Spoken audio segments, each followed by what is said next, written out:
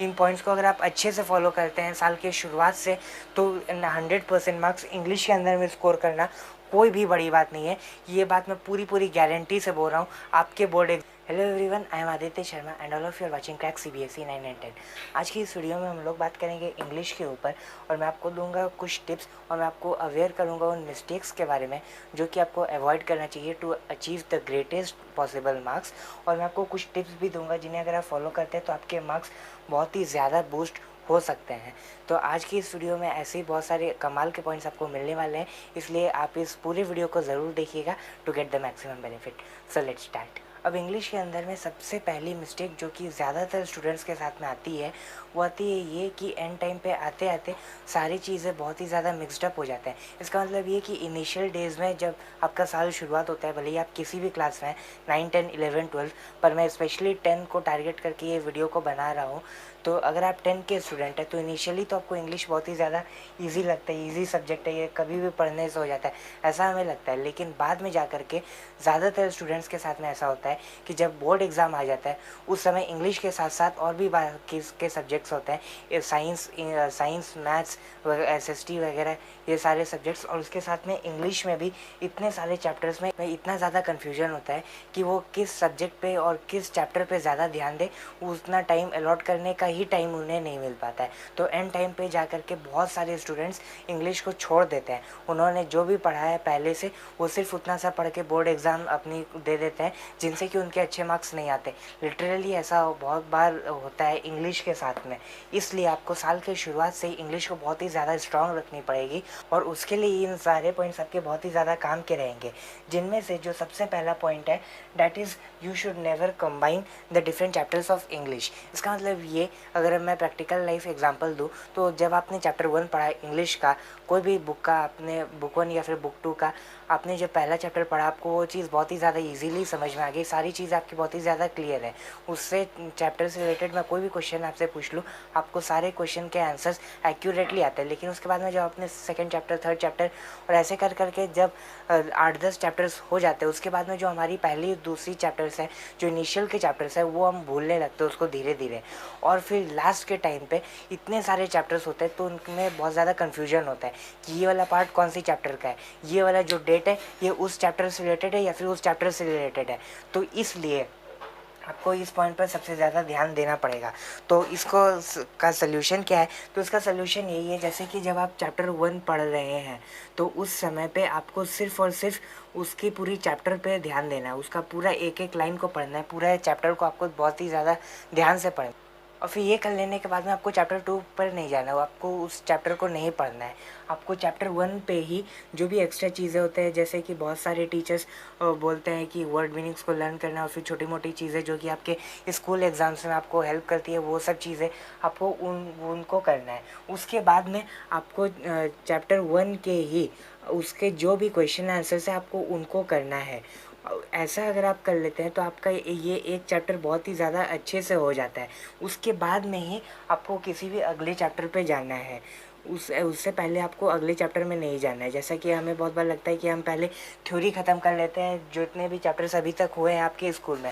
भले ही आपके स्कूल में आप इस वीडियो को अगर थोड़े लेट में देख रहे हैं तो आपके स्कूल में अगर 3-4 चैप्टर भी ख़त्म हो गए, तब भी आपको अगर बाकी के चैप्टर्स बर्बाद हो रहे हैं आपके कुछ समय के लिए, तो हो जाने दीजिए, क्योंकि आपका मेन फोकस है आपके बोर्ड एग्ज़ाम में 100% रिजल्ट स्कोर करना। अगर आपके स्कूल के एग्ज़ाम में 2, 4, 5, 10 मार्क्स घट भी जाते हैं तो उससे कोई बहुत ही ज़्यादा फ़र्क नहीं आ जाएगा।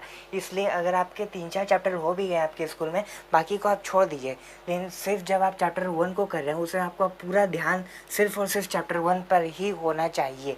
उसके बाद में जब ये पूरी अच्छी तरीके से ख़त्म हो जाए, उसके बाद में ही आपको बढ़ना है अगली चैप्टर में। उससे ऐसे ही करके आपका जो भी सिलेबस है आपको उसको ख़त्म करते हुए चलना है। लेकिन अगर आप साल के बीच में इस वीडियो को देख रहे हैं और आपका अभी तक कोई भी चीज़ नहीं हुआ है, तब आपको ज़्यादा समय देना पड़ेगा इस पर। सिर्फ आप चैप्टर 1 को ही पढ़े जा रहे हैं बहुत ही ज़्यादा अच्छे से, बार बार आपको वैसा भी नहीं करना है। आपने सिर्फ एक बार तब चैप्टर को पढ़ लिया और फिर उसके जो भी क्वेश्चन आंसर्स है आपको उसको कर लिए। उसके बाद में आपको एक्स्ट्रा थिंग्स नहीं करना है और फिर आपको नेक्स्ट चैप्टर पर मूव कर जाना है। तो ऐसे करके अगर करना है, जब आप बहुत ही ज़्यादा लेट से इस वीडियो को अगर देख रहे हैं तो आपका बहुत ही ज़्यादा सिलेबस कंप्लीट हो चुका है अगर आपके स्कूल में। लेकिन इनिशियल में आपको यही करना है, आपको एक एक चैप्टर को बहुत ही ज़्यादा स्ट्रॉन्ग बनाना पड़ेगा। इससे कोई भी इस पूरे चैप्टर से कोई भी लाइन से अगर क्वेश्चन आ जाए तो आपको उसका जवाब पता होना चाहिए, इसलिए आपको ऐसा ज़रूर करना है। अब जो अगला पॉइंट है और ये भी बहुत ही ज़्यादा इम्पॉर्टेंट पॉइंट है, दैट इज़ कि आपको आपकी जो भी इंग्लिश के चैप्टर्स होते हैं वो एक स्टोरी होते हैं कहीं ना कहीं, या अगर वो एक चैप्टर है पूरी की पूरी तो वो भी एक स्टोरी से रिलेटेड है। अगर वो कोई पोएम भी है तब भी वो कोई ना कोई स्टोरी या फिर कोई ना कोई मोमेंट को दर्शाते हैं। तो आपको इंग्लिश को वैसे ही करके पढ़ना भी है। आप जब भी पढ़ रहे हैं तो आपको उसके साथ साथ में इमेजिन भी करना है कि ये जो भी चीज़ें हो रही है वो सब चीज़ों को आप अपने सामने इमेजिन करके देखें कि ऐसा ऐसा हो रहा है। उससे चीज़ें आपको बहुत लंबे समय तक याद रहेगी। इसमें बहुत सारे स्टूडेंट्स क्या गलती करते हैं, जैसे कि हम साइंस और मैथ्स में नोट्स बनाते हैं वैसे करके इंग्लिश में भी नोट्स बनाते हैं कि इस यहाँ पर ये चीज़ हुई, यहाँ इसके बाद में ये चीज़ हुआ। लेकिन आपको वैसा नहीं करना है, आपको पूरे चैप्टर को ही इमेजिन करना है, क्योंकि वैसा अगर आप कर लेते हैं तो आपका नॉलेज बहुत ही ज़्यादा कन्फाइंड हो जाता है उन नोट्स से ही, उन नोट्स तक ही। लेकिन इंग्लिश के अंदर में पूरे चैप्टर से कहीं से भी क्वेश्चन आ सकता है। ये ऐसा नहीं है जैसे कि केमिकल रिएक्शंस एंड इक्वेशंस में कोई एक डिकम्पोजिशन रिएक्शन तो आपने सिर्फ उसका एक लाइन का डेफिनेशन लिख लिया और फिर उसके कुछ एग्जांपल्स लिख लिए और फिर आप बहुत सारे क्वेश्चंस उस एक दो लाइन के नोट से ही कर सकते हैं। तो ऐसा इंग्लिश में कभी भी नहीं हो सकता, क्योंकि इंग्लिश में एक एक चैप्टर पूरी पूरी एक स्टोरी है। तो उस स्टोरी के बीच से कोई भी लाइन से कैसा भी क्वेश्चन आ सकता है आपके बोर्ड एग्जाम में। ये किसी को भी नहीं पता कि कहाँ से क्वेश्चन आएगा इंग्लिश में, इसलिए आपको पूरे चैप्टर पे ही ध्यान देना है और इमेजिन करते हुए आपको पढ़ना है। आपको सिर्फ अगर आप मेन पॉइंट्स पे ध्यान दे देते हैं या फिर जो एक्स्ट्रा की चीज़ें होती है जो कि मैं आगे के पॉइंट्स में भी बताऊँगा, आप सिर्फ उन पर अगर ध्यान दे देते हैं तो वैसा करने से आपका बिल्कुल भी नहीं हो पाएगा अच्छा रिजल्ट। अब अगर हमने इंग्लिश की पढ़ाई बहुत ही अच्छे से करी है, हमने इन दोनों पॉइंट्स को बहुत ही ज़्यादा अच्छे से फॉलो किया है, लेकिन तब भी इंग्लिश तो हमें समझ में ही नहीं आती। इतनी ज़्यादा कॉम्प्लिकेटेड लैंग्वेज होती है कि सारी चीज़ें हमारे ऊपर से ही निकल जाती है। तो ऐसा क्यों होता है? तो ये जो प्रॉब्लम है ये एक्चुअल में इंग्लिश के साथ में प्रॉब्लम नहीं है, क्योंकि इंग्लिश तो मैं और आप और हम सभी स्टूडेंट्स बचपन से ही बोलते आते हैं। तो इंग्लिश बोलने में या इंग्लिश को समझने में हमें कोई भी दिक्कत नहीं होनी चाहिए।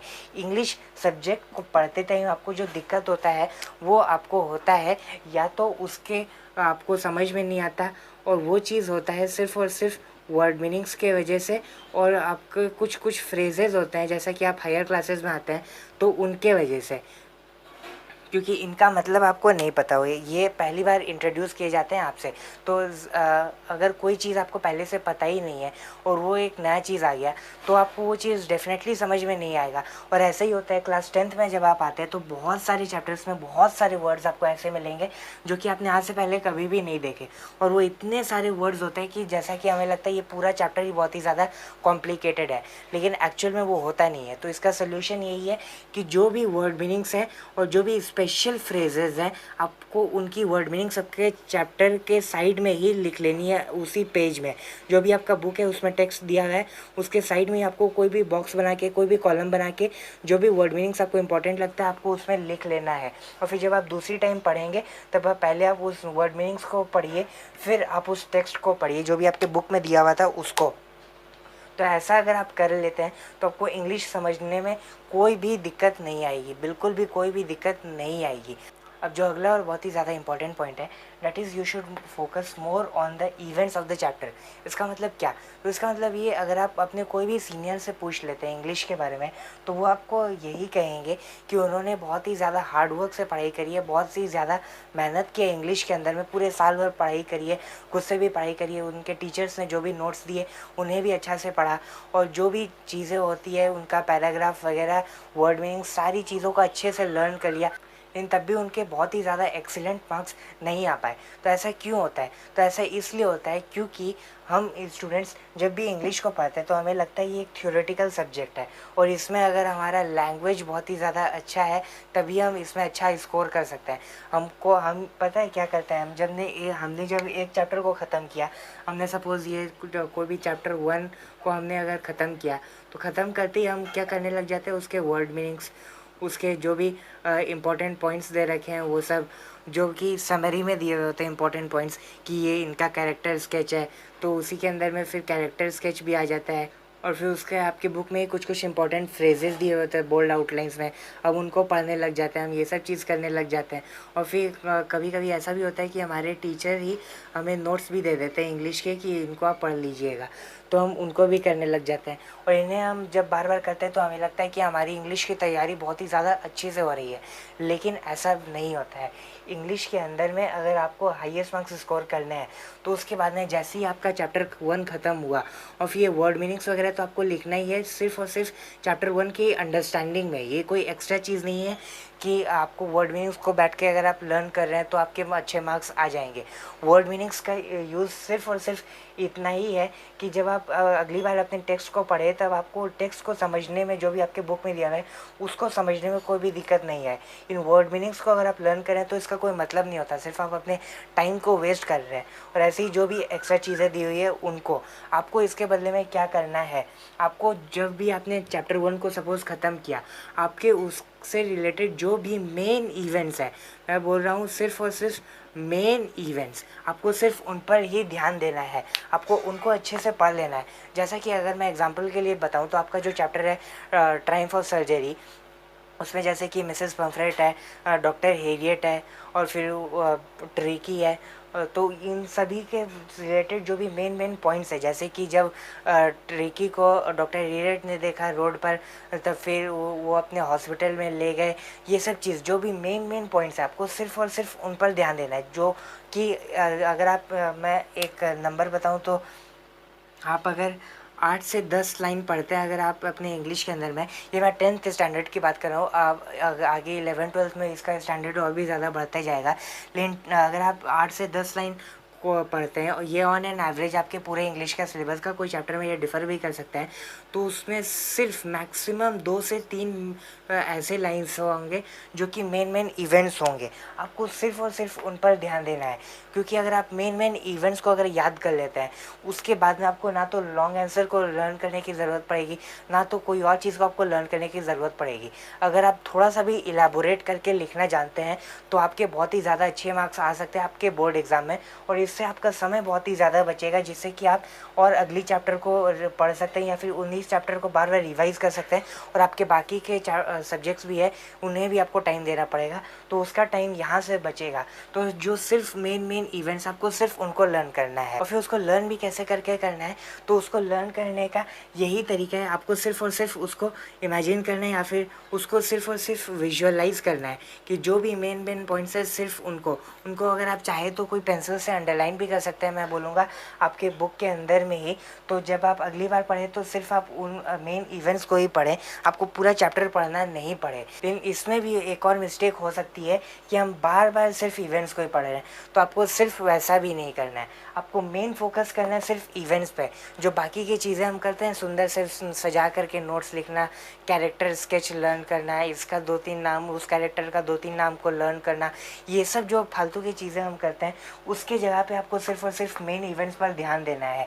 लेकिन जब आप बार बार चैप्टर को पढ़ रहे हैं तो आपको पूरे चैप्टर पे ही ध्यान देना है, क्योंकि मैंने अगेन कहा कि वो पूरा एक स्टोरी है और स्टोरी के बीच से कहीं से भी क्वेश्चन आ सकता है, इसलिए आप जब भी पढ़ेंगे तो आपको पूरा चैप्टर ही पढ़ना है, लेकिन ध्यान आपको सिर्फ मेन मेन इवेंट्स पर ही देना है। उससे एक्स्ट्रा चीज़ें अगर आपके पास टाइम है, आप करना चाहते हैं, आपका इंटरेस्ट है तो आप कर सकते हैं, वरना इतना अगर आप कर लेते हैं ये बहुत ही ज़्यादा है। अब अगर आपने इतने सारे पॉइंट्स पर ध्यान दे दिया जो भी अभी तक मैंने आपको बताया, आपको अब बहुत ही ज़्यादा अच्छा लग रहा होगा कि अब आपका इंग्लिश का प्रिपरेशन बहुत ही ज़्यादा अच्छा है। लेकिन अब भी जब आप अपने बुक को लेकर के बैठेंगे या फिर आप क्वेश्चन आंसर्स को रीड करेंगे तो फिर से आपको लगने लगेगा कि इंग्लिश बहुत ही ज़्यादा वास्ट सब्जेक्ट है, इसमें तो हमें ये चीज़ें याद ही नहीं हो पा रही। तो उस चीज़ को याद करने का सबसे अच्छा तरीका जो है, जिसे मैं टॉपर्स टूल मानता हूँ, डैट इज़ ब्रेकिंग मेथड। इसका मतलब ये है कि आप जो भी चीज़ को लर्न करना चाहते हैं आपको उसको ब्रेक कर करके लर्न करना है। फॉर एग्ज़ाम्पल, अगर कोई एक लॉन्ग क्वेश्चन आंसर है या फिर उसका जो आंसर है वो अगर बहुत ही ज़्यादा लंबा है तो आपको उसको बार बार इतने सारे लाइंस को नहीं पढ़ना। जैसे कि लाइन 1 में अगर कोई चीज़ दिए हुए है, जैसे कि कोई एक सीन को समझाया जा रहा है।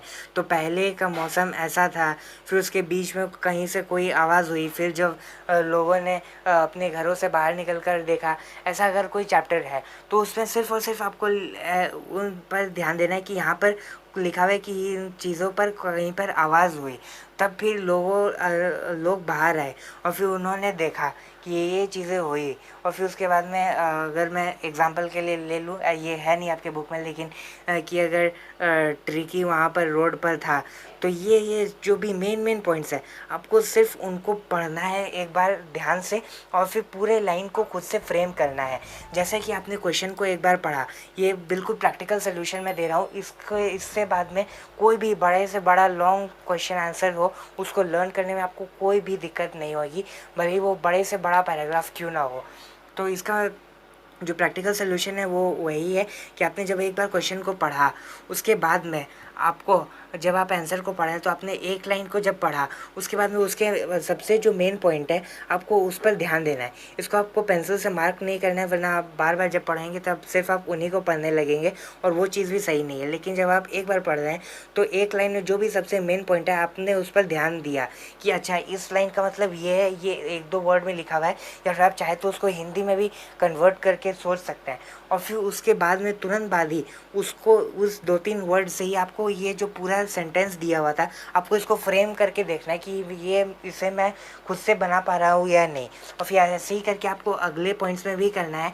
तो ऐसे करके जब आप छोटे छोटे टुकड़ों में बांट देते हैं अपने बड़े से बड़े पैराग्राफ को, तो वो चीज़ आपको बहुत ही ज़्यादा ईजिली समझ में आती है। और ऐसे ही करके आपको ब्रेक कर करके पढ़ना है। वैसे मैं इस पर एक बहुत ही जल्दी एक पूरी डिटेल वीडियो बनाने वाला हूँ, जिसमें मैं प्रैक्टिकली आपको बताऊँगा कि ये चीज़ को आप कैसे करके कर सकते हैं। तो आप चैनल को ज़रूर सब्सक्राइब कीजिए, फिर मैं वो वीडियो बहुत ही ज़्यादा जल्दी लाने वाला हूँ। अब जब लॉन्ग आंसर को लर्न करने की बात आई है, तो इसके बाद में मैं फिर से वही पॉइंट को दोहराना चाहूँगा कि अगर आपको बड़े से बड़े लॉन्ग आंसर को लर्न करना है तो उसका पहला तरीका तो ये है कि आपको ब्रेक कर करके लर्न करना है। और फिर उससे भी ज़्यादा और सबसे अच्छा और कन्वीनियंट तरीका है कि आपको चैप्टर पर ज़्यादा से ज़्यादा ध्यान देना है। तो अगर आप ये चीज़ कर लेते हैं तो आपके क्वेश्चन आंसर्स में आपको कोई भी दिक्कत नहीं आएगी, क्योंकि अल्टीमेटली जो भी क्वेश्चन आंसर्स फॉर्म हुए हैं वो सारे के सारे आपके चैप्टर से ही फॉर्म हुए हैं। और अगर आप चैप्टर को अच्छे से पढ़ लेते हैं तो आपको कोई भी दिक्कत नहीं आएगी क्वेश्चन आंसर को फॉर्म करने में। और ये चीज़ आप खुद से फ्रेम करके भी अपने क्वेश्चंस के आंसर को आप बना सकते हैं। तो इसलिए आपको सबसे ज़्यादा फोकस अपने चैप्टर पे ही देना है। आप ये चीज़ सोच लीजिए कि अगर इंग्लिश में आपको हाईएस्ट मार्क्स स्कोर करने हैं तो उसका सिर्फ़ और सिर्फ एक ही तरीका है कि आपको चैप्टर को बहुत ही ज़्यादा अच्छे से पढ़ना पड़ेगा और उसको बिल्कुल एक एक लाइन को बहुत ही ज़्यादा अच्छे से समझना पड़ेगा। एक भी चीज़ अगर आपका क्लियर नहीं है तो वो चीज़ को आपको क्लियर करना पड़ेगा, वरना वो चीज़ और ज़्यादा बढ़ती जाएगी और एक दिन ऐसा आएगा जब आपका लोड बहुत ही ज़्यादा बढ़ जाएगा। तो इसलिए आपको सबसे ज़्यादा इम्पोर्टेंस देना है अपने चैप्टर्स को, और इसका हर एक लाइन का मतलब आपको समझ में होना चाहिए। और वो ऐसा करने के लिए कि आप अपने चैप्टर पर पूरी तरीके से फोकस कर पाएँ, उनके लिए ये सारे पॉइंट्स हैं कि आपको कैसे करके उसको लर्न करना है और फिर कैसे करके आपको दिक्कतें आएंगी, और फिर उसके बाद में आते हैं ये क्वेश्चन आंसर कि आपको उसको ऐसे करके लर्न करना है। लेकिन सबसे पहले यही पॉइंट है कि आपको अपने चैप्टर में बहुत ही ज़्यादा अच्छे से ध्यान देना पड़ेगा। अब जो अगला डाउट है जो कि बहुत सारे स्टूडेंट्स के मन में आता है कि हम लॉन्ग क्वेश्चन आंसर पे ज़्यादा ध्यान दें या फिर शॉर्ट क्वेश्चन आंसर पे, क्योंकि बहुत सारे टीचर्स ऐसा बोलते हैं कि अगर आप लॉन्ग को कर लेते हैं तो आपको शॉर्ट करने की ज़रूरत नहीं है, या फिर कई लोग बोलते हैं कि आपको टाइम बचाने के लिए सिर्फ शॉर्ट करना है, आपका उसी में मार्क्स बहुत ही ज़्यादा इंक्रीज़ हो जाएगा।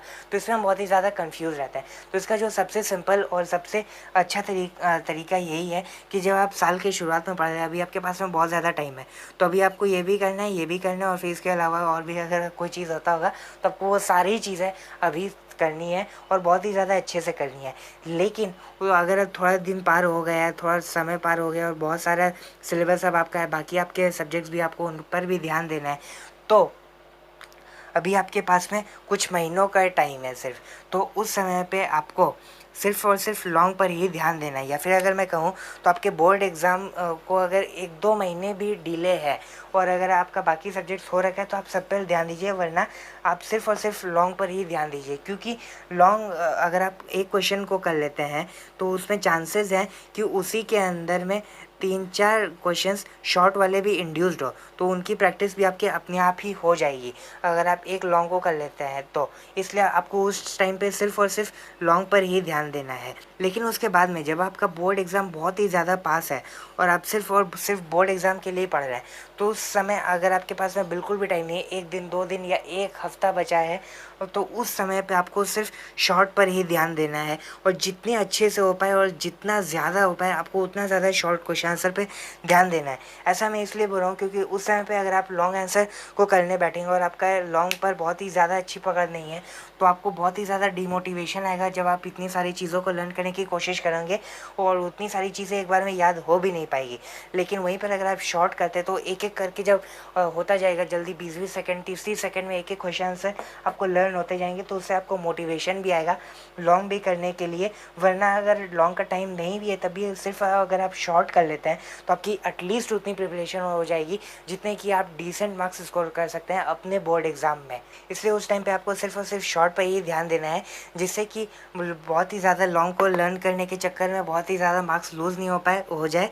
और शॉर्ट को अगर आप लर्न कर लेते हैं तो छोटे छोटे 1-2 मार्क्स काउंट ऐड हो के आपके एक डिसेंट मार्क्स स्कोर हो जाए। और फिर जो उसके अगला पॉइंट आता है वो ये कि सिर्फ आप इतनी सी चीज़ें अगर कर लेते हैं उससे भी आपका बहुत ही ज़्यादा हाईएस्ट मार्क्स स्कोर नहीं हो पाएगा।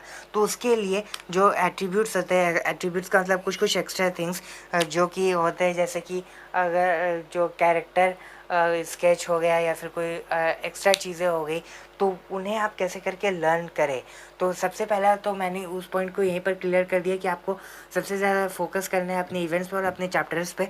लेकिन उसके बाद में भी आप अगर उन चीज़ों को लर्न करना चाहते हैं तो उसके लिए आपको एक खाली पेज उठाना है, बिल्कुल एक फ्रेश पेज, कोई पुराना जिसमें कुछ कुछ लिखा हुआ है आधा पेज है वैसा पेज नहीं, बिल्कुल आपको एक फ्रेश पेज लेना है और फिर उसके ऊपर में आपको चैप्टर का नाम लिखना है। बहुत ज़्यादा समय बर्बाद नहीं करना है, इसको बहुत ही अच्छे से लिखने में कैसे भी करके सिर्फ चैप्टर का नाम आपको लिखना है। उसके बगल में आपको यहाँ पर उसका जो भी राइटर है या फिर पोएट है आपको उसका नाम लिख लेना है और फिर उसमें उसके बाद में जो वर्ड मीनिंग्स है आपको उनको लिख लीजिए बहुत ही अच्छे से और शॉर्ट में लिखिए। और फिर उसके बाद में जो भी मेन इवेंट्स है आपको उनको लिख लेना है। और ये जो मेन इवेंट्स है ये आप किसी भी लैंग्वेज में लिख सकते हैं, यहाँ पर ज़रूरी नहीं है कि आपकी बुक में जैसा कि इंग्लिश में दिया हुआ है तो आपको इंग्लिश में ही लिखना है। आप उसको हिंदी में भी बहुत ही ज़्यादा शॉर्ट कर करके 2-3 वर्ड में एक एक इवेंट को लिख लीजिए तो ऐसा करके आपका इवेंट्स हो जाएगा। उसके बाद में अगर कोई कैरेक्टर्स है तो उसके बारे में आप बिल्कुल शॉर्ट डिस्क्रिप्शन दे दीजिए जैसे कि कैरेक्टर 1 तो उसका नाम क्या है और फिर उसका जो भी चीज़ें अगर दी हुई है जैसे कि उसका हाइट, एज, अपीयरेंस, जो भी चीज़ें आपके बुक में अवेलेबल है आपको उनको शॉर्ट में कर करके लिखना है। और ऐसा बिल्कुल आप कोशिश कीजिए कि एक ही पेज में आपको ख़त्म करना है। भले ही थोड़ा लॉन्ग पेज हो तो कोई दिक्कत नहीं है लेकिन आप कोशिश कीजिए कि एक ही पेज में ख़त्म करें। एक पेज में अगर ख़त्म नहीं हो पाए तब आप नेक्स्ट पेज पे जाइएगा, वरना आपका कोशिश एक पेज का ही रहना चाहिए और इसको आपको 2-3 बार पढ़ लेना है। तो ये जो आपको एट्रीब्यूट्स का चीज़ है ये आपके बहुत ही ज़्यादा आराम से हो जाएगा। तो इतनी सारी चीज़ें अगर आप कर लेते हैं तो ये मेरा गारंटी है कि आपके इंग्लिश में आराम से, और मैं बोल रहा हूँ बहुत ही ज़्यादा आराम से, 90%, 95% या फिर 100% मार्क्स तक स्कोर हो सकता है। और ये मैं गारंटी से बोल रहा हूँ। इन पॉइंट्स को अगर आप अच्छे से फॉलो करते हैं साल के शुरुआत से तो 100% मार्क्स इंग्लिश के अंदर में स्कोर करना कोई भी बड़ी बात नहीं है। ये बात मैं पूरी गारंटी से बोल रहा हूँ। आपके बोर्ड एग्ज़ाम में 100% मार्क्स इन पॉइंट्स को फॉलो करके ज़रूर हो जाएंगे। उसके बाद में हम आते हैं अपने नेक्स्ट पॉइंट पे जो कि है समरी से रिलेटेड, जो कि हर स्टूडेंट के मन में कभी ना कभी ज़रूर आता है कि हमें समरी पे ध्यान देना चाहिए कि नहीं। तो मैं अगर एक वर्ड में उसका आंसर दूँ तो आपको नहीं देना चाहिए समरी, राइट और रॉन्ग। तो मैं सेट करूँगा रॉन्ग पे कि समरी आपको नहीं पढ़ना चाहिए। क्यों नहीं पढ़ना चाहिए इसको डिटेल में अगर हम समझें तो इसका मतलब ये है कि समरी हमको लगता है कि पूरी चैप्टर जो इतनी बड़ी है हमें वो शॉर्ट में लिख करके दे दिया गया है, लेकिन ऐसा नहीं होता है। हमें ये चीज़ साइंस में हो सकती है जैसे कि मैंने पहले भी कहा, जैसे कि केमिकल रिएक्शंस एंड इक्वेशंस, उसमें जैसे कि डिकम्पोजिशन रिएक्शन है तो उसका एक लाइन में डेफिनेशन जो भी ईजीएस्ट डेफिनेशन है उसको लिख दिया और फिर उसके कुछ एग्जांपल्स लिख दिए तो उन्हें अगर हम पढ़ लेते हैं तो वो हमारी चीज़ें हो जाती है। लेकिन इंग्लिश के अंदर में ऐसा नहीं हो सकता क्योंकि इंग्लिश में ये जैसा कि पूरा चैप्टर है तो उससे वो शॉर्ट करेंगे कैसे। जो पूरी एक चैप्टर दे रखी है, आप उसको शॉर्ट कर कैसे सकते हैं। तो इसको शॉर्ट करने का मतलब यही है, भले ही आप कोई भी बुक को, अच्छी से अच्छी बुक को आप रेफ़र करें या फिर आपके टीचर भी आपको समरी लिखवा करके दे, वो सिर्फ़ और सिर्फ जो बहुत सारे एक्स्ट्रा चीज़ें होती है उन्हें काट करके दे देते हैं और उनमें बहुत सारे इंपॉर्टेंट पॉइंट्स या फिर इंपॉर्टेंट इवेंट्स भी छूट जाता है और वहाँ से बहुत बार क्वेश्चंस आ जाते हैं। ऐसा आपने देखा होगा कि जो स्टूडेंट्स जो कि खास करके ऐसा ही होता है कि जो इनके साइंस मैथ्स में अच्छे मार्क्स आ जाते हैं, उनके उनके इंग्लिश में बहुत ही कम मार्क्स आते हैं, उनके सिर्फ 80 से लेकर के 85 मार्क्स ही आते हैं। वो इसलिए क्योंकि वो इंग्लिश पे समरी पे ध्यान दे देते हैं। लेकिन वही इंग्लिश पे जो सबसे ज़्यादा स्कोर करता है वो वही स्टूडेंट करता है जो कि अपने पूरे चैप्टर को पढ़ता है। इसलिए आपको पूरे चैप्टर पे बार बार ध्यान देने को मैं इसलिए बोल रहा हूँ क्योंकि यही चीज़ है वो जो कि आपके बोर्ड एग्ज़ाम में 100% मार्क्स स्कोर करने में आपको मदद करेगी। तो इसलिए अगर आप चाहते हैं एक एवरेज स्टूडेंट बनना कि अगर आपके पासिंग मार्क्स आ जाए 80-85, तब तो आप समरी को पढ़ सकते हैं जितनी बार भी आपका मन है। लेकिन अगर आप 100% मार्क्स स्कोर करना चाहते हैं तो आपको ये चीज़ बिल्कुल भी नहीं करनी है। अब जो इसका अगला पॉइंट है, डेट इज़ ग्रामर, क्योंकि इंग्लिश में कुछ मार्क्स ग्रामर का भी होता है और कुछ ही मार्क्स लिटरेचर का भी होता है। तो ग्रामर को आपको कैसे करके पढ़ना है, तो ग्रामर के लिए मैं एक बहुत ही जल्दी एक वीडियो बनाने वाला हूँ जिसमें कि ग्रामर आपका पूरा ख़त्म हो जाएगा और इसका एक एक स्ट्रैटेजी मैं आपको बता दूंगा कि कैसे करके फुल मार्क्स आप ग्रामर में स्कोर कर सकते हैं। लेकिन मैं अगर यहाँ पर शॉर्ट में बताऊँ तो grammar is more about practice. इसका मतलब ये कि अगर आप बहुत ही ज़्यादा ग्रामर की थ्योरी पर ध्यान देते हैं तो उससे आपका ग्रामर का मार्क्स इम्प्रूव नहीं होगा। इसके लिए आपको सबसे पहला काम यही करना है, अगर आपके टीचर बहुत ही अच्छे ग्रामर के, वो आपको समझा देते हैं, आपको समझ में आ जाता है, देन दैट इज़ इनफ। नहीं तो आपको यूट्यूब पे जाना है और वो जो भी टॉपिक्स है आपका ग्रामर से रिलेटेड, आपको उन पर यूट्यूब पे कुछ कुछ वीडियोस देख लेने हैं। वो भी ज़्यादा नहीं देखना है, एक टॉपिक पे मैक्सिमम एक ही वीडियो, या फिर उससे समझ में नहीं आता है तो आपको 2 वीडियोस देखना है। उसके बाद में आपको सबसे ज़्यादा चीज़ करनी है ग्रामर में प्रैक्टिस। जैसे कि मैं लिटरेचर में बोल रहा था कि आपको सबसे ज़्यादा फोकस करना पड़ेगा अपने चैप्टर में क्वेश्चन आंसर को लर्न करने से ज़्यादा चैप्टर में। लेकिन ग्रामर में इसका बिल्कुल अपोजिट है। ग्रामर में अगर आपने एक बार कंसेप्ट को बहुत ही अच्छे से पकड़ लिया, उसके बाद में आपको सिर्फ और सिर्फ प्रैक्टिस करनी है ग्रामर की क्वेश्चंस की, क्योंकि ग्रामर के अंदर में जितना आपको कंसेप्ट सिखाता है उससे कई गुना ज़्यादा आपको क्वेश्चन सिखाते हैं। इसलिए आपको प्रैक्टिस करना बहुत ज़्यादा ज़रूरी है ग्रामर में।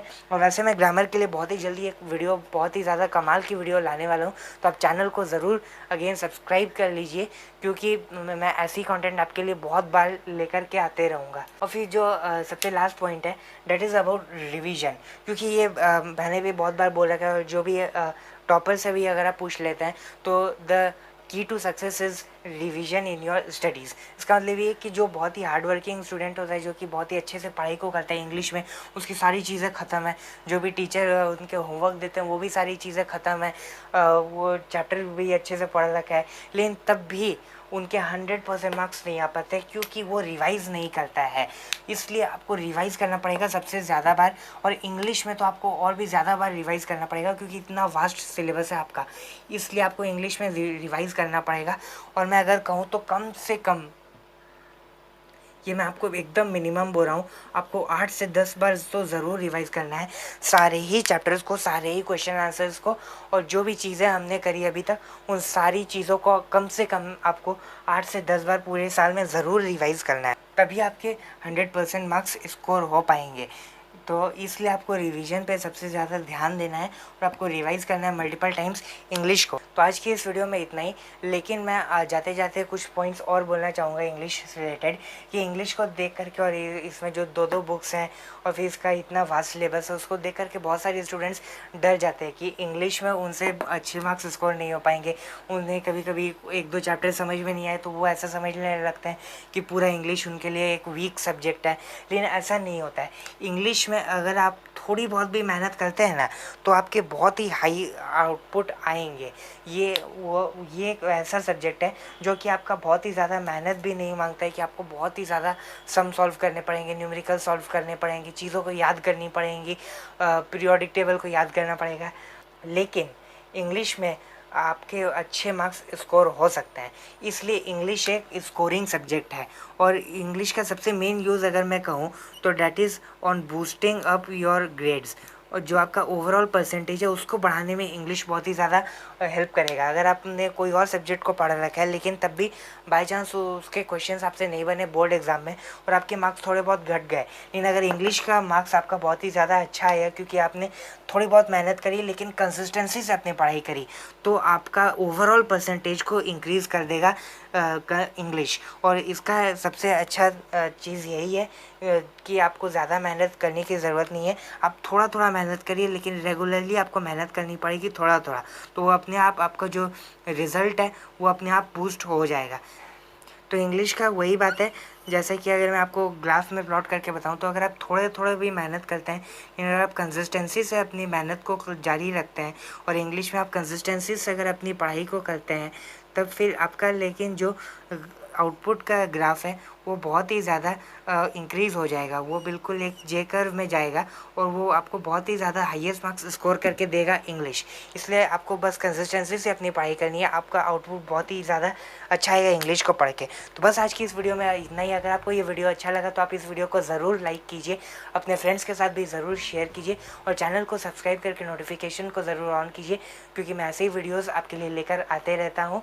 और अगर आपका कोई भी डाउट है, सजेशन है, फीडबैक है तो मुझे डेफिनेटली कमेंट कीजिए, मैं कोशिश करूँगा आपको रिप्लाई देने की और उस टॉपिक पर मैं डेफिनेटली एक वीडियो ज़रूर बना दूँगा। तो बस आज की इस वीडियो में इतना ही, मिलते हैं अगली वीडियो में। Thank you.